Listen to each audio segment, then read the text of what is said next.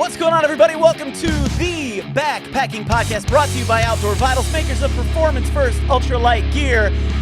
And fortunately for everybody's peace of mind, Jeremiah and I have not broken up. We're still together, folks. We're not going anywhere. We're hooked. We're hooked together for a long time. We're not breaking up. It was so funny a couple of weeks ago. It was like 1 week you were on the podcast without me. The next week I was on the podcast without you, and there were comments like, did Dad and Dad break up? Well, a little behind the scenes for everybody. Every fall break for me, I try to take that week off of doing anything. And so John was gracious enough to do everything. I even texted him. I usually edit the podcast and put it on across all the platforms on Tuesday evening. And I texted John. He's like, "Don't worry, bro. I got this." So thank you, John. I appreciate it. Let me say a quick word about... Of course, you did cover me, though, the week before. So, because my kids had spring break or fall break, and we were doing stuff with the kids all week. So, it was fair on both sides. You did it the week before. I did it your week. Yeah, and special shout out to Mr. Backpacking with Jason, sir, for co-hosting with me. And you did a great job with Devin. Devin's easy, man. I just let him talk. He's way more engaging than me, so that was an easy one. Dude, he has a degree for This man taught backpacking at the university level, which I didn't even know was a thing. Yeah, I wish it would have been in my college. Yeah, it's not in Kentucky. There is no backpacking class, I don't think. Although I will tell you, dude, believe it or not, I work with a lady. Her name's Jamie at work, and she has a daughter I had in class. And she's graduated now and went to university.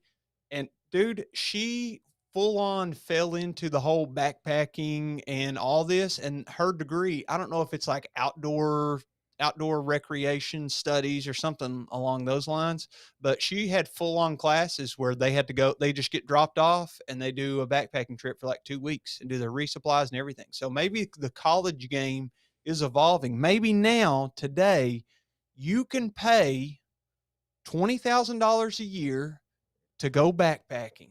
That's right. $20,000 a year. And when you get done after 4 years of that, you'll get a little piece of paper that says, "I know how to backpack." For a small price. And you'll get to pay on that for the next 15 to 20 years, and you'll pay back about $73,000. What a steal, man. What a steal. Hey, Jeremiah, you want to talk about our sponsors tonight? Yeah, I have it here. I just got on a roll there. Outdoor Vitals, John already mentioned them.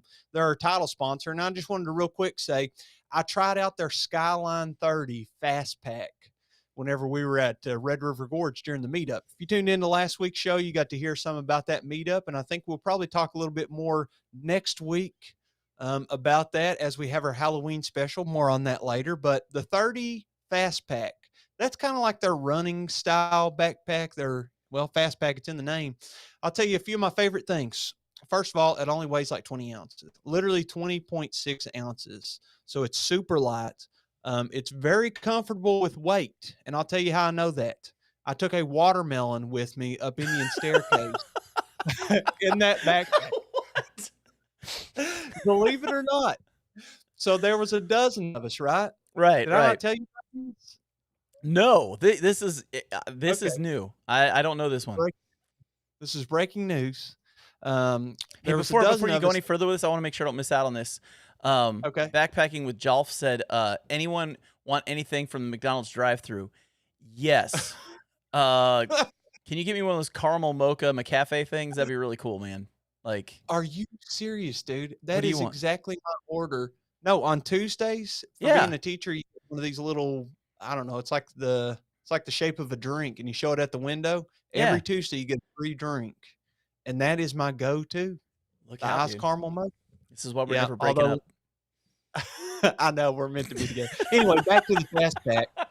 So I was wearing the Fast Pack, right? And I went up Indian Staircase, and I had a watermelon in that backpack, this little 20-ounce backpack. And I got to tell you, man, it performed fantastic. It was comfortable. It's got all kinds of little pockets on the shoulder straps. So you can do the little rubber water bottles, like the collapsible ones that come Yep. with it. But if anybody wants to order one, by the way, they are going to be resupplied at the end of October. So it's the perfect time for this advertisement, as they're about to get them back in stock. But anyway, dude, I wanted to tell you enough Hey, about the advertisement. I want to ask you about the watermelon, though. Yeah, that's what I'm wanting to tell you. Did the watermelon perform well?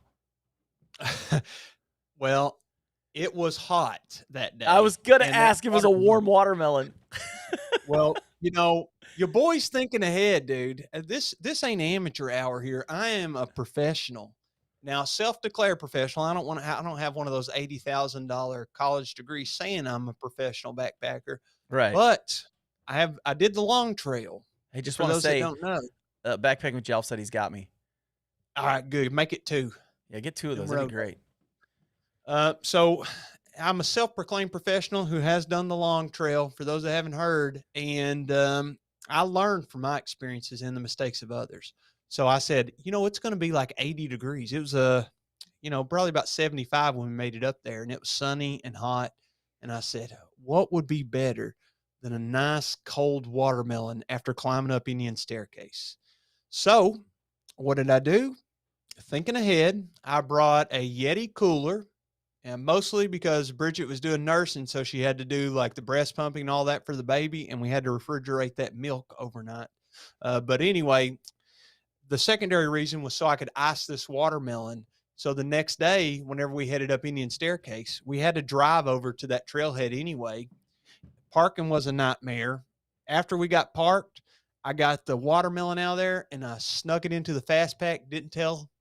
Well, I may have told a couple people on accident, but once we got to the top, I cut that sucker open, ice cold watermelon on a 75-degree hot sunny day up there on top of that rock. Lugged it all the way up there by myself, and us 12 people absolutely chowed down on that, man. There's not a more refreshing snack on top of a mountain than ice cold watermelon. And who would ever even think to bring it? Jeremiah Stringer. Hey, can I read your comments that people are saying right now? Yeah, I'd love to read them. So you started talking about the watermelon, and here's what started coming up. Best watermelon ever. Stoned Ape Adventures. Yeah. He was up there. He had some. That was one nice ripe watermelon. Yeah. From Woodall Trails. Reuben Hikes. That melon was good, especially with the view from Indian Staircase. And then John Howard says, Jeremiah, you need a watermelon tap for your hiking bidet. Just like Grandma used to make. And then you've got Rod Outdoors who said Jeremiah carrying a watermelon should be one of the product images for this. Yes, dude. Let's upload it to Outdoor Vitals. Now, I'm going to say not everything people are saying is praise, because they're giving you a hard time because you said the long trail. Doc Watson immediately, the long trail? Do tell. Low for X. The long trail. Drink. That's the drinking game. Wallowa Hikes. I had no idea Jeremiah hiked the long trail. Weird. He never mentioned it before. And finally, Gone Feral with Squidly said, rumor has it, Jeremiah did the long trail. So I did do the long trail. Could make a great t-shirt. I'm telling you, it may have to eventually. Now, with that said, I do want to say something, Jeremiah. Next week, the new t-shirt drops. Oh, is this the one that we've been working the graphics on? The one we've been working on, yeah. It's the new one. It's coming out next week. So we've got a few. Jeremiah and I are working out some details on it. We want to get some colors right. We want to get some sizing things right. But people who were on the trip to the Red River Gorge with us might have got a chance to see it. So a little sneak preview. And I have been like adding that. John usually does the titles and descriptions on our podcast, and I did add on that link last week. I think everybody can click it, whether you're on Spotify or iTunes or YouTube or whatever you're listening on. But I was thinking, dude, how do we change this? The link, I remember the first time you read it, and it was like my-spreadshot. I know. We need to do a Bitly. We need to do a Bitly link is what we need to do. Yeah, I wonder if we could do something catchy. Yeah. Is there anything? I don't even know how to do that. But the generic spread shop, I would suggest everybody clicking on the link. or go to our YouTube channel and the link Yeah. directly to the store is right there on our YouTube channel. So Yeah, that you can go worked out right there and perfect. get it, which is really easy. So I will say Gone For Elk Squidly must be really old. Why do Okay? you say that? Because because some people are saying, Dad and Dad break up, and he goes, Dad, I have gym socks older than y'all, which means Squidly, you have socks that are more than a half a century old. I just want to throw that out there, man. You got some old socks. I don't know how old you are, but holy cow, bro. Those are some old Now, socks. You probably need to get rid of those. have you been backpacking with him? We haven't backpacked together. I mean, we've talked online and stuff. We've never actually gotten the chance to backpack together. So, Dude, I went backpacking with him and Crow and Jason. I believe that was the trip that we were on, and the water, I had to cross the water, and it was like up to my chest. I like took off my backpack, took off my shorts, took off my shirt, just went in underwear and crossed the river just to see how deep it was before anybody else would get in. And I remember carrying my backpack over my head on that trip. Now, I believe that's the same trip that I went on with him, but I don't remember him having to do that. I don't know. Maybe I was mistaken. Maybe it's a different trip. I'm geeking out a little bit right now, dude. One of Yeah. my favorite backpacking YouTubers who, like myself, doesn't do backpacking YouTube anymore is on here right now. Mr. MK Ultra. Oh my goodness. I haven't watched one of his videos in a minute. Oh my gosh. Some of the funniest. If you guys just want to go back in time and just laugh, please go check out some MK Ultra videos. I'm not even kidding. Some of those videos are just absolutely ridiculous. I was blessed enough to meet that man on Shore Off Mountain in Linville Gorge a few years ago. Great dude, man. Great dude. What's his channel name? MK Ultra, and that's it? I don't You gotta even. be careful. Is the channel still there? I don't know. I was just searching for it right now while we're doing this podcast. No, he's And on here. So hey, man. He goes, I'm retired. I'm retired. Drop the link, man. Drop a link to your channel in the comments because Yeah, I want to please click do. on. Please do. Because people need to watch those videos. They're just classically funny, man. Especially when Yep, he decided to start doing like storytelling, like when he was doing his medieval stories in the woods. Did you ever see those? He had like 2 or 3 minute videos whenever I was checking out his channel, and they were so funny and like some deadpan. Oh man, It was so he's got good. some where he had special effects like lasers and stuff. It was pretty dang funny. So yeah, Oh wait, I think I ha I there think was I have like witches and dwarfs or something. I don't know. It was just funny stuff. He needs to like leave some links out because that's some legitimately funny stuff. Okay, so programming note for tonight. Gordon Crum was supposed to be on here, but we've had some technical difficulties. And if he happens to get on, we're going to bring him on the show. But if he doesn't, we're definitely going to reschedule him and have him on at another time. But yeah, we'll definitely get Gordon back on. He's an awesome dude, and he doesn't realize it, but he and I have a lot of similar connections. Or maybe he does realize it. I don't know. But somebody who's a close friend of his is a son of a close friend of mine, which is really odd. Like, I found that out today, so that was kind of wild. But yeah, so we're definitely gonna have Gordon back on, but unfortunately, like something got twisted up somewhere, and he wasn't able to get on. So we're definitely gonna get him back on here. So Jeremiah, that means we have open mic night, basically. We're open for questions. Dude. We're open for anything you want to talk about, Jeremiah, and I'm just here for the ride. Well, I was gonna say there is a couple things I do want to talk about for sure tonight, but I want to leave the comments open for all the people that are on the live stream right now. And thank you for all the people that are listening to the podcast version that we're publishing. But so sometimes, well, I say sometimes, literally every single day I listen to Kentucky Sports Radio. And this is not one of the things. I know, dude, we lost last weekend, but that's not what I want to talk about. The whole point to me telling you this is I listen to the show every day, and it's a radio show for Kentucky and like University of Kentucky sports. And they do this little segment. Sometimes they call it Ask Anything Wednesday. So we're going to leave it totally open. If there's anything that we haven't talked about or anything that you're curious about, I'm going to say no topics off limits, but I'm sure you're going to put something in the comments that's off limits that we're not going to address. But for now, we'll say no topics off limits. If there's anything that you want us to talk about that we haven't talked about before, we would love to entertain you with that. But one thing I am wanting to talk to you about is, well, there's two things. One is Dixie and the other is trail maintenance. Which one do you want to talk about first? Man, I'll I let don't you know, dude. Dixie Homemade Wanderlust or trail maintenance. I'm gonna flip a knife. Flip a knife. Careful with Heads, that. tails. All right. All right. Which one's which? I just showed you. It's Yeah, heads. no, I mean head. So which topic is what I was asking? Well, heads is the first one, which is Dixie, and tails would be Okay, the so trail issue. So it's heads. Dixie, I follow her on Facebook. I don't know. Do you follow her on Facebook?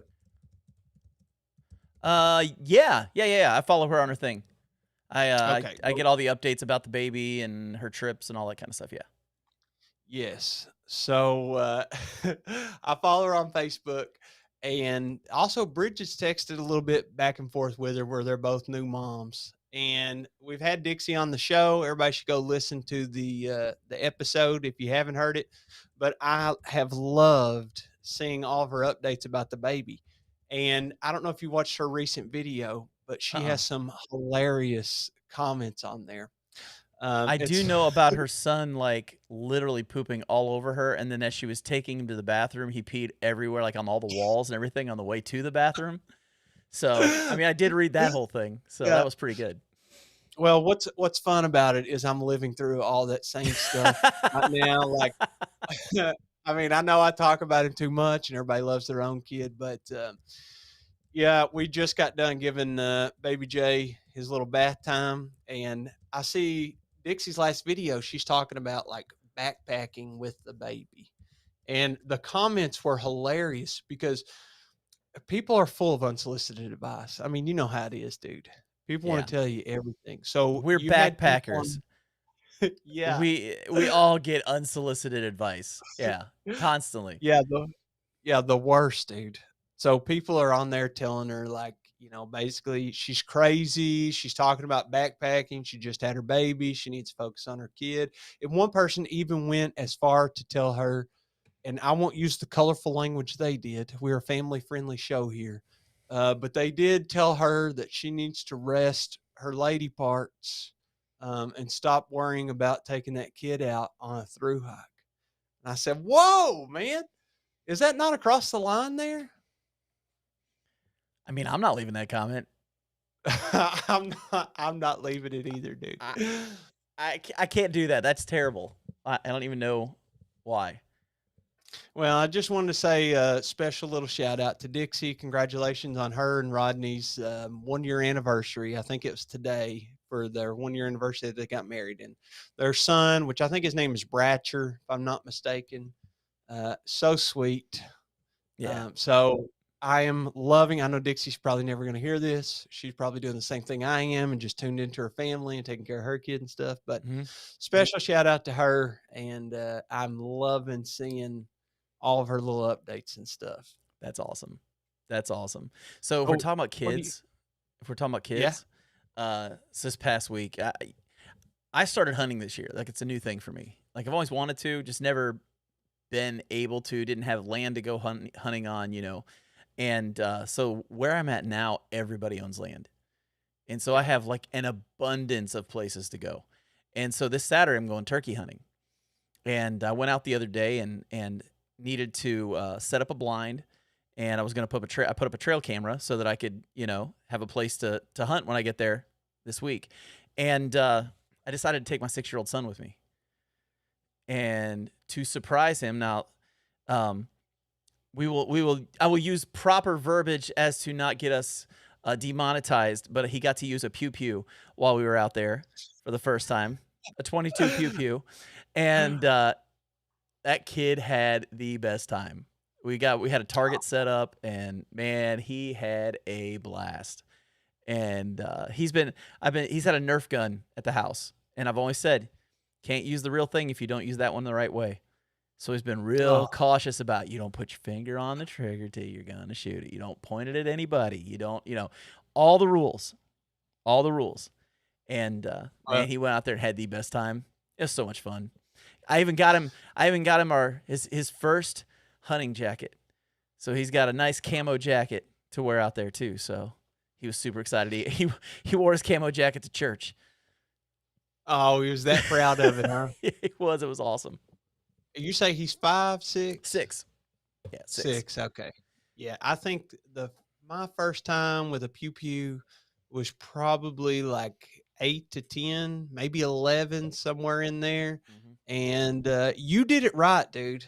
Like, my experience was nothing like that. My my experience was a 12 gauge my first time, or maybe it's a Oh 16. my gosh. Could have been a Did it knock you 20, over? but we'll get there. We'll get there. So hopefully this is entertaining to everybody. I know that some people live in states or they're of beliefs that, some of these pew pews aren't the greatest thing. So hopefully if you're of that viewpoint, you're going to get a little inside look, because I didn't choose where I was raised or how I was raised, and neither did anybody. Right. Yep. So a little bit about my background. Rural Kentucky, population of the town, 2,000, 3,000, 4,000 people, tiny town, big county. So everybody lives out in the county, right? We lived on a farm. We had goats, we had sheep and horses, and you name it. So anyway, there's some pew pews around. Of course, hunting is just part of the religion in that part. And I remember learning part of the religion. Part of the religion. It comes well, and right let's shoot straight. For a lot of these rural towns, that's a big part of eating. Like, that's where they get a large source of their food, because it's much less expensive than going to the grocery store. And in the state of Kentucky, we have a horribly overpopulated deer population. So yeah, it's necessary for the deer themselves, and even for like traffic. The amount of people that hit deer throughout the year is insane in the state of Kentucky. So yeah, sometimes I think people hit them on purpose, because I know this one guy, and he has hit a deer 3 times, same vehicle. And I was like, dude, you are totally seeking these out. Got a fun comment for us? We got some 2 great ones. Of course, it's Ben McMillan. He gets on here. He says, "Leash." Oh my goodness! In his next comment, how many animals did your parents put on a leash, or was it just you? Now, for people who don't know what's going on right now, make sure you go back and watch last week's episode, because Jeremiah talked about the fact that his mom had him on a leash when he was a kid. So it's kind of become the new Godex or whatever, Gonex. We haven't said it in so long, I've almost forgot what it's called. That's the new Gonex for Jeremiah these days. So yes, we did have more than just me on a leash out there on the farm. Dude, there's so many things. I remember, we won't go too deep. We'll go back to the pew pew, but just like all the animals and stuff, my grandpa, I remember we would get up and he would drive to go to trade these animals at these stockyards. And I remember I would be like 6 years old, and he'd have me to start the truck, and it'd be dark out, and he'd have to crawl up under the truck and hit the starter with a hammer. We're talking about like I don't know, 60s, 70s, 80s truck. It's an old truck. I was a kid. This is before 2000, maybe 2002. LOL. I was on the leash. That was Chris Oconee. Apparently he was on a leash at one point. Ben McMillan said he heard that Gonex released a new leash. Oh, I hope not. So we'd trade these animals and stuff. I remember my grandpa literally would pick these beagles up by the scruff of their neck, and he'd have a barrel. I'd be like, "You bathing the dogs?" And he's like, "Nah, we're treating them for fleas." And he'd grab them by the scruff of their neck, and it's like 50-gallon barrel, and just dip them down in there and pull them out. Crazy life. I'm sure people are still living it just like I did when I was a kid. No running water. You had a well. You literally bail the water up, on a spool. It's amazing how many people still live like that too.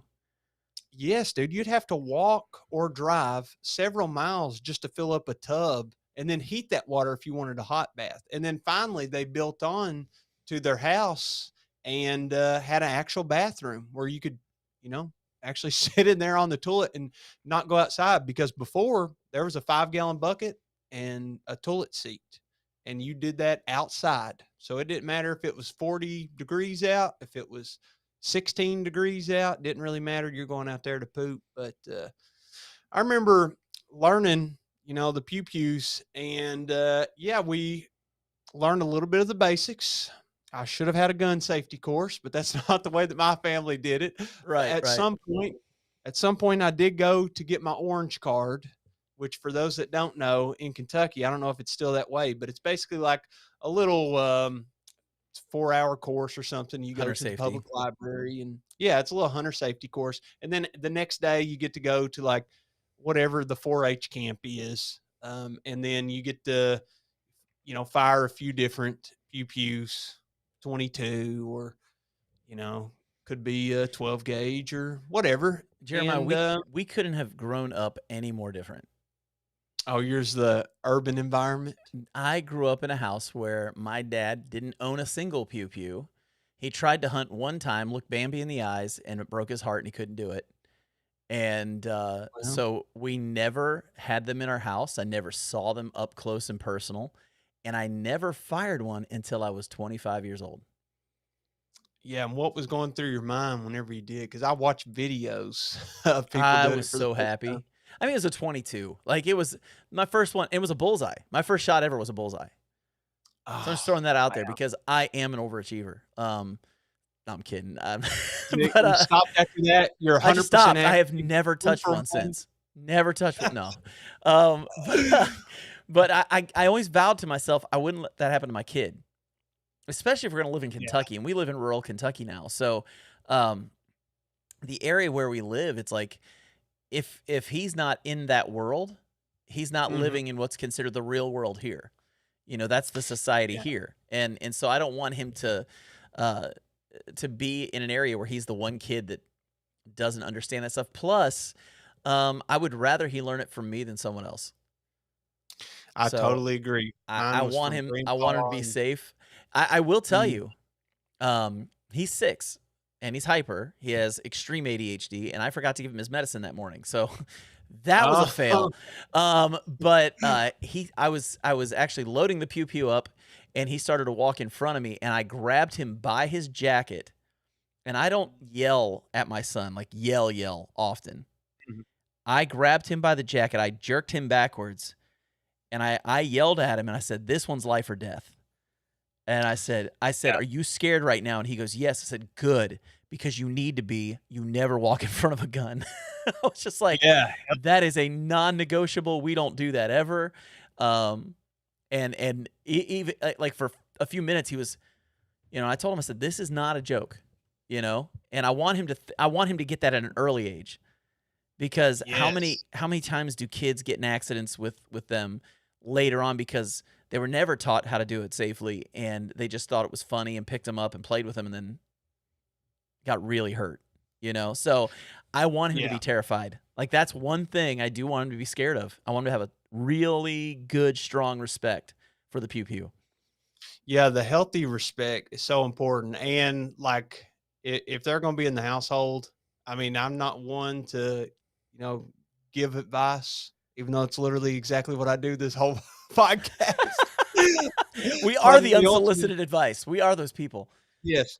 Um, you do have a choice to listen. You do have a choice. Hopefully, you Mhm. choose to. We have some lovely people on the stream right now that are listening. Some people are Did you listening just to see what headphones Jeff right now. Peters said? You said it. Demonetized. Oh, you did. Yeah, What are the first 5 letters of demonetized? Demon. that's right. Give us That's all the that's what money. those higher ups are sometimes. They're demons. But yeah, I would heavily suggest everybody have a safe if you are gonna Yep, if I you're gonna do. have them. So I mean, locking them up and then restricting access to that Yep. is the number one thing that you can do. Besides, not having ammunition in the household. But anyway, back to my childhood here. So yes, I do remember firing that 12 or 16 or 20 gauge, whatever it happened to be. And absolutely, it did knock me down. And in hindsight, somebody should have done a much better job teaching me as an 8-year-old or however old I was. And I remember we went squirrel hunting, right? And I had a 16 gauge single. It was a single shot. And so what that means is the barrel, it breaks open in two. So it's got a little like button next to the hammer you push, and it breaks in two, and then it only holds one shell. So you load that you're a one literal shell. single shot. You were in an over-under. Exactly. Exactly. One single shot. So you close it back up, and then the safety is you have to pull the hammer back before you fire. So you walk through the woods, and then whenever you see a squirrel, or maybe you just sit down on a log and let the squirrels come to life around you once they forget that you're there, then once you got one in your sights, you pull that hammer back and you're ready to fire. But yeah, I remember the very first squirrel that I killed. It's very sad, like, what you're describing with your dad. You are literally taking, I don't know if animals have souls, but you're literally taking the life of something else. Now, that thing is probably going to die a horrible death. It's probably literally going to be ripped apart by some predator. Yeah, And it's a little more humane what we do. yeah, we're only blowing its brains out. Okay. Yeah, I mean, yeah. squirrel, you want to hit those in the head so you're not eating the pellets or BBs, or if you're using a 22, you Nothing don't like wanna some blow it steel apart. shot between your teeth. Yeah, and you will get that whenever you're making that squirrel gravy or squirrel legs or what have you. But yeah, I remember I was standing on a hill, that very first one I killed, and I was looking downhill. And luckily I was facing downhill. So whenever I fired, that 16 gauge knocked me backward. And since I fell on my butt, luckily it was sloped the right way and I didn't just start tumbling down that hill. But very poor teaching on the part of my family that helped me make those core memories. I would say I wouldn't change a thing, but if I could go back, or teach my son, it may go a little bit different, maybe some safety. Well, and I want Maybe to teach my daughter, but my daughter literally has no interest at all. Like, well, you usually if can't I make do something with one of them, the other one wants to do it. That's not this nothing case. like her. This is But not the she's a case year right now. older. Is that right? Yeah, she's a year older, and she thinks that girls shouldn't touch guns. That's my Oh, daughter. demonetized again. Yeah, we're demoned again. We're demons. We're just terrible. We No, got you some can't great comments on here, man. yeah, let's hear Throw it. some of these up here. Let's keep them on topic with what we're at, and then I'm going to play one after that. Karen Washington, I plan to go all Katniss on some turkeys once I get my license. Oh, there you go. Oh, Look at Katniss Everdeen right there. Following Walker's World, 6 years old, turkey hunting, very cool. Delta Safari, educating Pew Pew safety at a young age is the key to raising responsible Pew Pew owners. My dad was a deputy, and he saw the result of too many of when it wasn't taught properly. Yeah. Brian Winburn talked about the deer population. Overcrowding equals disease. And they're seeing that right now in Michigan and Canada in some places. There's some badly diseased deer that are really messing with the deer population in a lot of these places. Following Walker's World, fishing, deer, and small game was always part of our woodland groceries. Brian Winburn, I love this. He said, my dad only showed me his weapons when I asked him. It was an opportunity to learn and took all of the mystery away. That's good. Scary. The mystery is the scary thing. You want to take and then it Jeff away. Peters asked a couple questions. He said, John, when are we going to see some more solo John vids with your new studio? When the studio actually gets built. We've had some major financial hurdles to get over to be able to do the studio.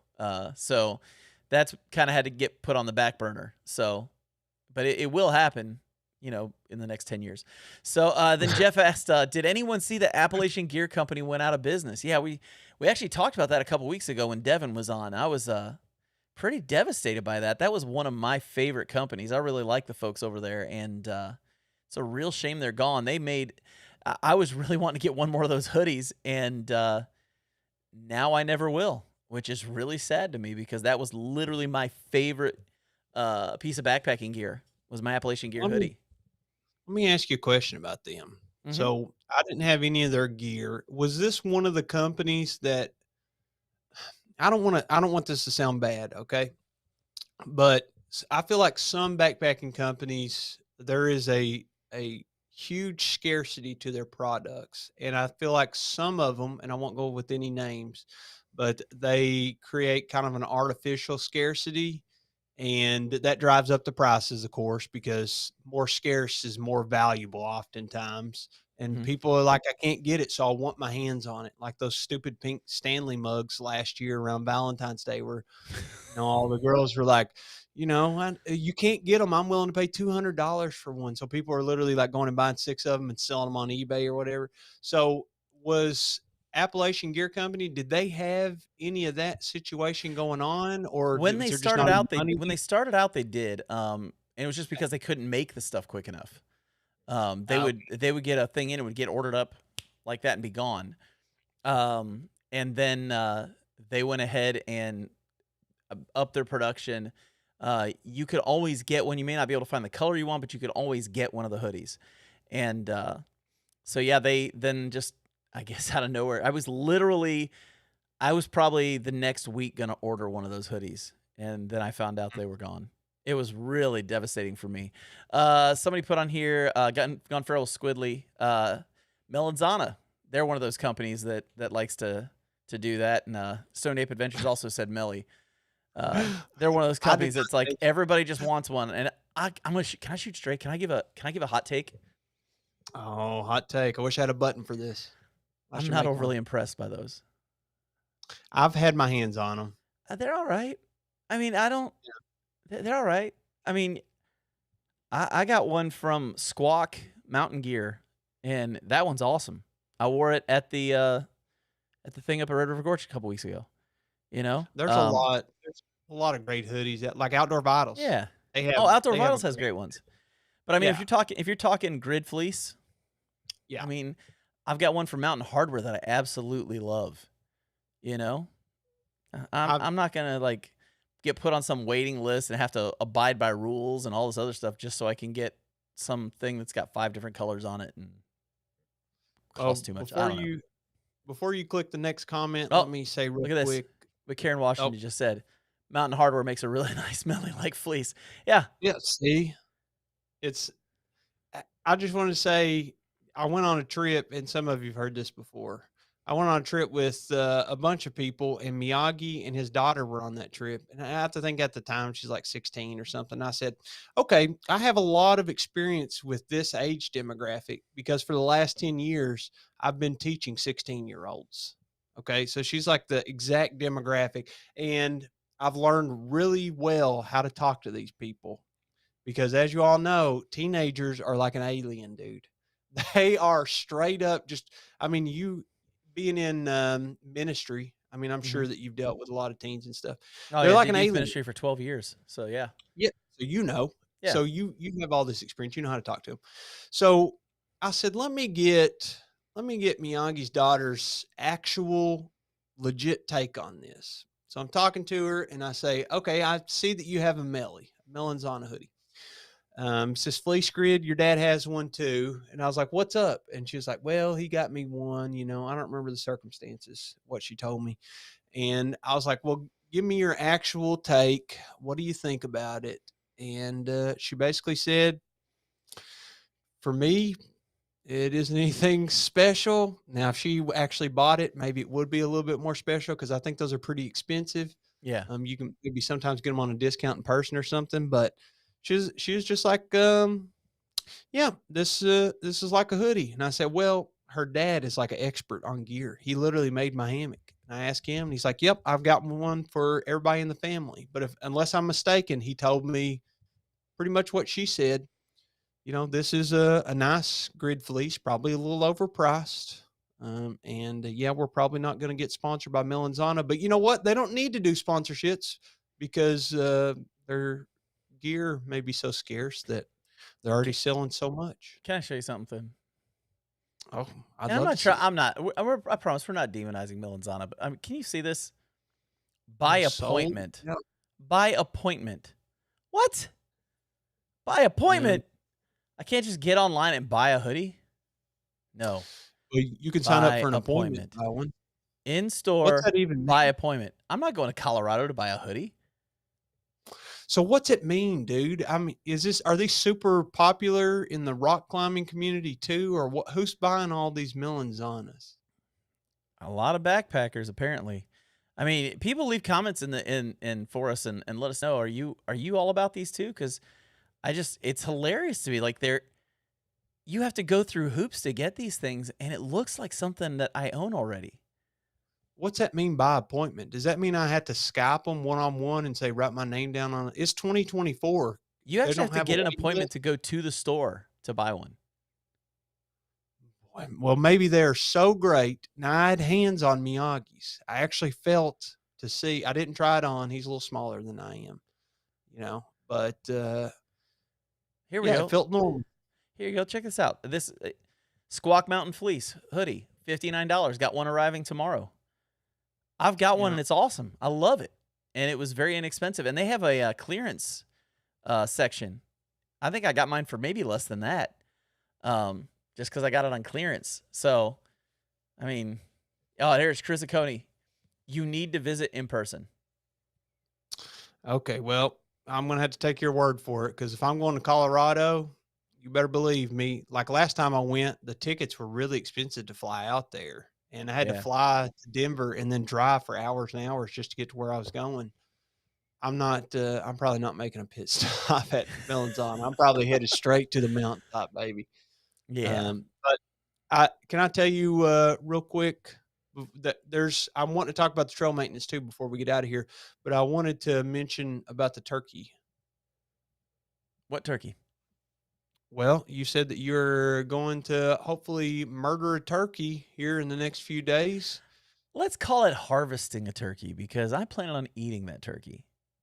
Well, I call it killing. I think you're literally going to kill that turkey, and then Yeah. you're going to fill your belly up with it. And my whole family's gonna eat it. It's gonna be dinner for like a couple nights. It's gonna be fantastic. Well, first of all, you're an evil person for killing that turkey. Also, in about a month, I am going to be eating multiple turkeys on Thanksgiving to celebrate our manifest destiny that we've expanded across the U.S. So, That's funny. now, what I was going to say is turkey hunting. So, turkey hunting is probably my least favorite type of hunting. I'll tell you why. Turkeys can see really well, so you got to sit really still. And also, you can't like sit and talk with your buddy. So I went turkey hunting, I think twice, maybe only one time. I know at least one time because I remember sitting there and I was like, well, I'm a total rookie. Look, I'm Farrell with Squidly. They eat better when they're dead. That is true. That is true. And if you don't kill it, something else. You gotta admit that's a good comment. That is a good comment. Yeah. But you sit there and I was like, this would be a lot more fun if I knew how to do like the turkey calls because, I remember all through high school, all the like FFA kids or all the hunting kids or redneck kids or hillbilly kids or whoever they were at my school, they had the little thing, the little turkey call in their mouth. And I learned how to use one. Oh, see, I'm so jealous. I never knew how to use one, and it would have been so much more fun if I could go out there and make noises and use a little block. And I got all three. I got the slate. I got the slate call. I got the box call. I got the read. I got it all, man. Like all the kids in class, dude. I've been practicing. Because here's the thing. You know this. You and I are cut from the same cloth, Jeremiah.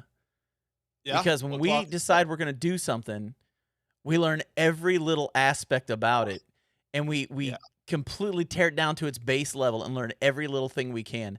I walked into my buddy's office today, and we were talking about turkey hunting, and I said something about how I'm going to set up my whatchamacallit, setting up all my decoys and the way I'm going to set them up and which ones I'm going to set up and why. And he goes, "This is your first turkey hunt, right?" I was like, "Yeah." He goes, "How in the world do you know that?"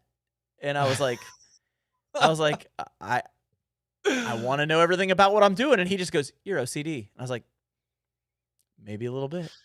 It's actually probably not healthy how obsessed that we get with these hobbies. Because look at the last like 5 years, we've been talking every Monday night about backpacking and we're still doing it. It's just when I got into backpacking, man, I bet you before I ever went on my very first actual like backpacking trip, I'll bet you I watched 200 or 300 hours of videos, read pages, blogs, instructional stuff. I all of it.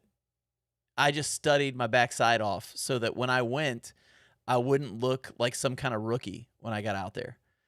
Because the guy I was going to be hiking with had done the Yeah. Appalachian Trail. And I was like, I'm not going out there with this guy and making his life miserable. So I'm going to know everything I can about what I'm doing.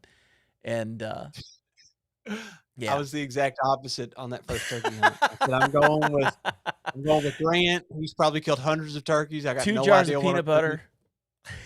His mom, dude, I was spending the night, and he lives with his mom. Well, we were in college at the time. He didn't live with them anymore, but we went back to his family's farm. They have like 80 acres or something crazy. And we were going turkey hunting. And I remember the only camo I had it was like some waterproof bibs that were camo colored, and then the waterproof like jacket that goes over them.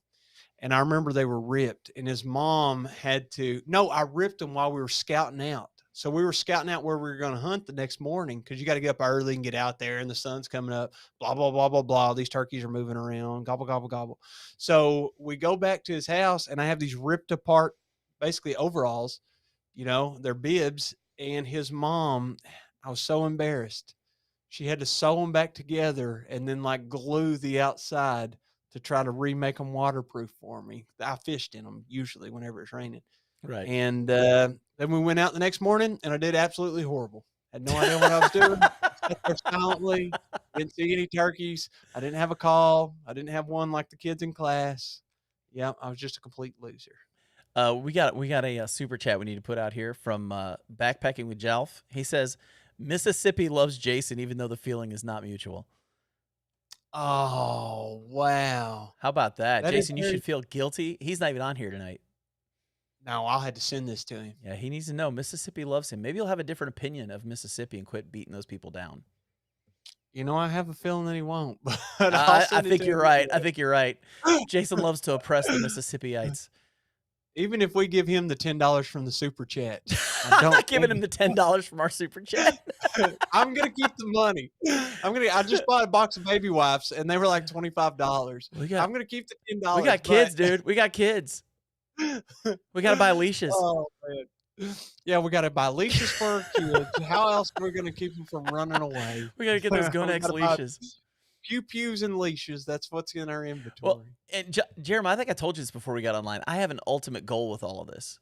So, like the whole hunting thing, for me, the end goal of this is to take backpacking and hunting, put them together, and I want to do one of those trips out to like Montana or North Dakota or Wyoming or something, and do like a backcountry hunting trip where you're like out in the woods or out in the wild for a week.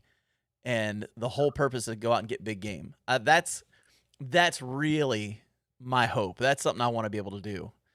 So I want my worlds to collide, man. I got to get my worlds to collide, and I got to start taking TRT.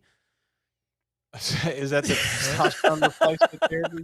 That'll help you get strong, bro. Because those guys that do that, and girls, they, if you're hunting something down and you're out there at 8,000 feet or whatever, 14,000 feet. I don't know how high up. It's not 14,000, but yeah, they'll probably get to about 8,000. Yeah. Yeah. I'm sure somewhere around tree line, right? Because what are they going to eat? What's an elk going to eat at 12,000 feet? Well, the elk won't be at 12,000 feet. So that's exactly safe on that one. But even at like 7,000 feet or even 5,000 feet for that matter, I am in Jeremy. That stuff out. I'm in Jeremy. Jeremy just posted, let's go for elk in Colorado, John. I'm totally down, bro. Let's go. Oh, y'all can take the Bronco out there, man. Let's go. So, all right, before I ask you about your take on some trail maintenance issues that seem to be a hot topic in the backpacking world, especially online right now, did you have anything that was really interesting from the comments? Anything off the wall that we needed to talk about that somebody asked before we get into the let's hot see what topic we got here. Low for X did say if you can't afford a Melanzana, you can get you some Melon Stringer. There you go. So if you want to get some watermelon from Jeremiah, you can always do that. I heard of got a couple other companies to check out. This one I've never heard of before. I'm probably going to destroy this. Thuja, Thuja, makes a great hoodie. The Melly of Vermont. That's kind of cool. Chris Zacconi said he went the Senchi route, Senchi Designs. I've actually got one of theirs as well. I bought it not realizing their sizes are Chinese sizes. So Oh, I'm extra about small, extra able to wear large. it now. I can almost wear it now. So, but I bought it like 2 years ago. What all trails? OCD, ADHD, and a touch of the tism. Yep, yeah. The That's my trifecta. life. That's my life. And then Jeff Peters said, I'm the same way. My whole family got sick and tired of me researching backpacking before my first trip. Yeah. My wife will Is tell what it you is. she knew way more about uh, Devin Ashby and Dixie and Darwin than just about anybody by the time I got done researching stuff. So, and Tim Some Watson. OGs. Yep. Tim Watson, big mustache. Oh yeah. Oh yeah. You So know, what do you actually, want to talk about? Some trail maintenance, man. well, let me first say Tim Watson did bring Mr. Backpacking with Jason, sir, and I together. So I'm eternally grateful. That is true. Yeah, he had put this trip together at the Gorge, and actually Jason Helmendaler is the one that invited me. So really the credit should all go to him, but I think Tim kind of put the trip together. So the trail maintenance. I want to hear everybody's take. I don't know if I should do a poll on this or maybe we'll just read the comments I say we on do a Spotify poll. and We haven't done a YouTube. poll in a while. Let's do a poll.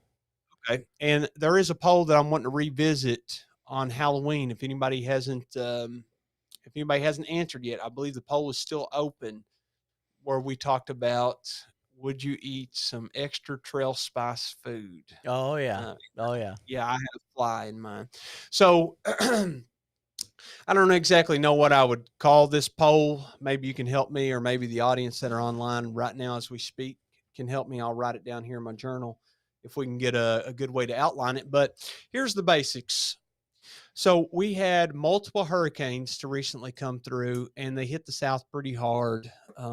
John, uh, you were wanting to have a successful through hike of the Foothills Trail. I've already done so. I think Mr. Backpacking with Jason Sir is going to do it soon. And I know you're wanting to get that back out there. But after doing that trip, or maybe before, I joined a Facebook group about the Foothills Trail. And the Foothills Trail Conservancy is a fantastic group, and they really do an awesome job maintaining they that do. trail. Now, after Hurricane Helene came through, it destroyed much of North Carolina, and I'm sure, parts of all kinds of other states, including South Carolina. And the Foothills Trail, for those that don't know, it's 70 to 80 miles and kind of crisscrosses along the border of North and South Carolina. And the hurricane really hit that area hard, exactly where the Foothills Trail is. Now, I saw online, and it's pretty toxic, honestly. And of course, online it's not the real world. But it's pretty toxic. People were on there and they were really angry because they couldn't do the Foothills Trail because there's so many blowdowns and stuff. So what they're wanting to do is go out and help with trail maintenance. But apparently for you to use a saw, there's a special certification that you would have already had to have done the training for to be qualified to go out there and do it. It's not just Billy Bob on his four-wheeler out there Right. on, I guess, reliability issues. I don't know. It's like a state Yeah, they park don't need deal. lawsuits. They definitely don't need Right. lawsuits. So online, first of all, there's some controversy on should you be able to just go out and help with the trail maintenance and run a saw, even though there's this organization, the Foothills Trail Conservancy, with people that live in the area who were absolutely real. Some of them, their entire house was flooded. I mean, they've lost vehicles, homes. So you have some people online that they don't consider this whatsoever. They just say, this is ridiculous. It's been 3 or 4 days and 3 or 4 I can't days. come out. Yeah, I 3 can't or 4 come days. out and run a chainsaw. And then you have other people commenting back, of course, saying, bro, you're an idiot. These people literally have lost their entire lives, and you're angry that they're not out here maintaining the trail. Can I put things into perspective a little bit? Is that okay? Yes.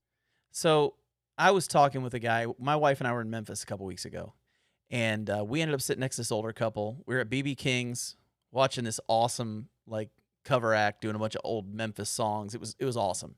But there was a break in the show, and the older couple next to me, the guy and I started talking, and he's from South Carolina, but he has a lot of friends that were from the Asheville area, and we have a good friend from the Asheville area, Hunter, Hunter's Trip.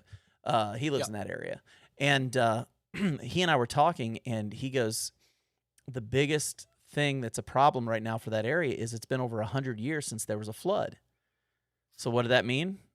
Most of them couldn't get flood insurance because it didn't make sense to have flood insurance for an area that doesn't flood. Yeah. So these people had no flood insurance. Their homes not only flooded, but the flooding was so bad their land was destroyed.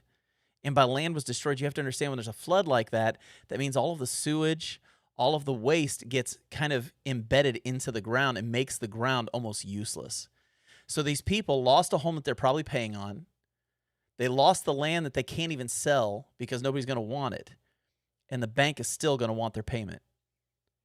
So to go to these people who literally, like you said, their whole world has been devastated, to go to them and say, hey, get off your backside and go fix my trail. Come on, man. Can we just use a little bit of common sense here? It's a bit of out of touch with reality. It's perspective, man. Like, we got to have some perspective with this stuff. It's going to be 6 or 8 months before a lot of these people can even get partially off the ground. You know, I mean, there's so much damage. That little town of Chimney Rock, I mean, it looks like somebody just took a nuclear bomb and exploded it on the town. I mean, it's gone. You know, the town is gone. And for people to be so concerned with their hiking trails, don't get me wrong, I love my hiking trails. And I would want to be able to hike my hiking trails. But you know what I'd rather see? These people have a life, like have property, you know? It's just ridiculous, the way that people don't take a step back and just wake up a little bit. You know what I mean? Yeah, let me swivel a little bit. And I do think you had great points there. It really puts things into perspective, especially for the people that are dealing with the devastation there. And like, can you imagine your whole life? Like you were on one set of railroad tracks is how I describe it. Yeah. And then there was, like in the insurance world, they call it an act of God, like a tornado or whatever, just destroys your home. So you had this act of God. And what that done was take your railroad tracks and we switched them to a different set. And then your train starts going a whole different, that's a different life that you're now having to live as opposed to what you did have. But let me swivel a little bit here and we can wrap with this question. Yeah.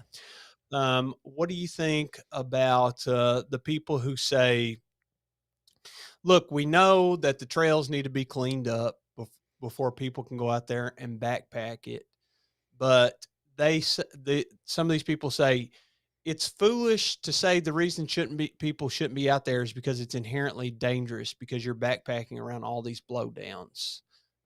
They say that you can climb over blowdowns if you want to, because I know Jason Wish, he did the Foothills Trail and he was like, I climbed over like 80 blowdowns. They just had a storm like the week before he went and it hadn't been cleared yet.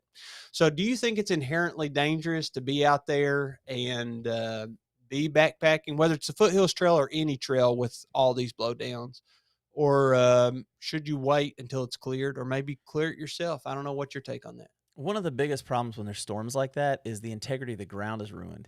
You know, it's so much water and ruins. That's why the trees fall, because the integrity of the ground has gotten soft and it can't hold the tree up anymore. And so the trees fall. And then when you throw the wind into all of that on top of it, it's just a huge mess. It's probably just not safe. And honestly, I mean, yeah, if you got time to go out there and you really feel that passionate about it, why don't you go help with the cleanup efforts? I'm not trying to be like preachy, but you know, I mean, you help Brian those Winburn, people. Yeah, Brian. I love what said Brian Winburn said about the chainsaw. You know you can really get hurt using the chainsaw. I'm going to read this out loud because it's not really showing up on the screen well. But when it comes to running a chainsaw, there are plenty of opportunities to get hurt. Taking a required safety course is a small request. Wearing PPE and how to handle kickback, pinching, etc. And they continued and said, many will volunteer to help that aren't familiar with the equipment. And that's just dangerous. But that doesn't mean you can't volunteer, though. There's many things that you can do trail maintenance where you don't have to run a chainsaw. Right. So you can volunteer.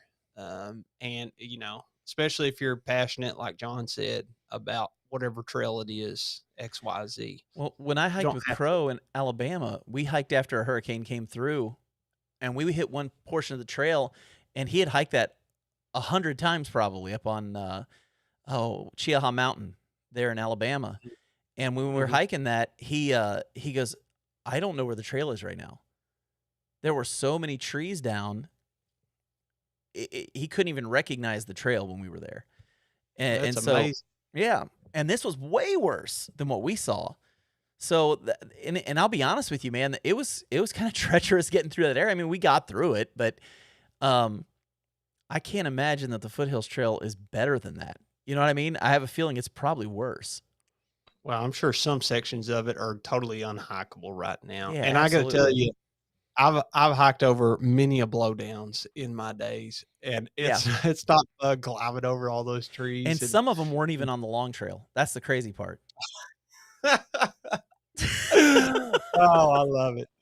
But all right, anything else before? No, we man, wrap the show? I'm glad you brought that up because somehow I'm gonna read you a comment that was put up here. I didn't. Podcast is maturing. No poop talk. I'm proud and sad at the same time. We did have poop talk. It was just about Dixie. So the poop talk came early tonight. Yeah, we just snuck it in there. So yeah, I pooped today. So there's your poop talk. I pooped right before we had this show. Because of the injections I take, I decided to eat pizza the other night, and I've probably pooped 17 times since Friday. So, mistakes from me.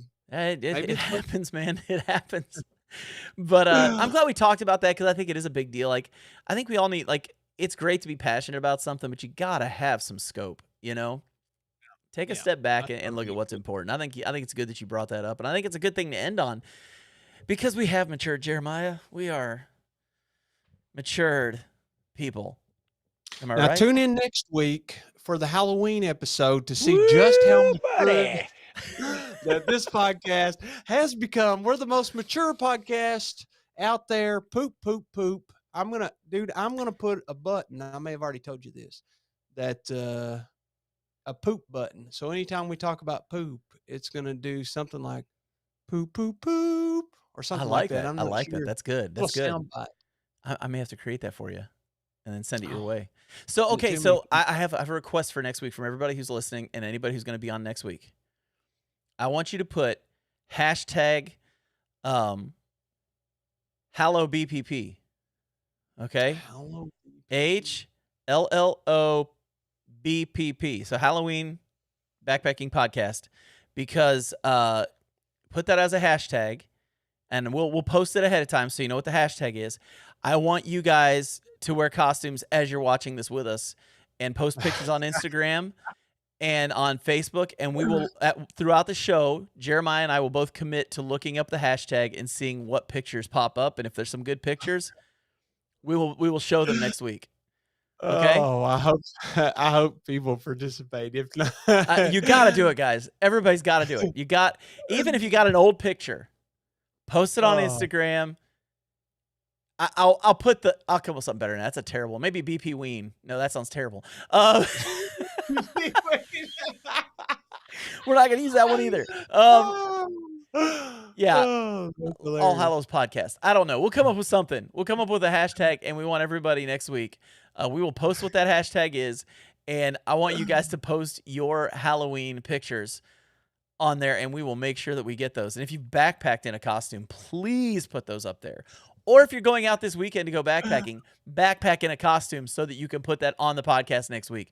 So I think that'd be awesome. That's funny. Fun show, man. Yeah, man. Yeah. And I've been earlier, I was able to chat with Gordon a little bit while you were talking earlier. We are rescheduling. He's excited. There was a little mix up. He's fantastic. He can't wait to get back on here. But we are definitely going to have him on, and it's going to be awesome. So with that said, for myself and for Jeremiah, we will catch you guys on the next one. Adios.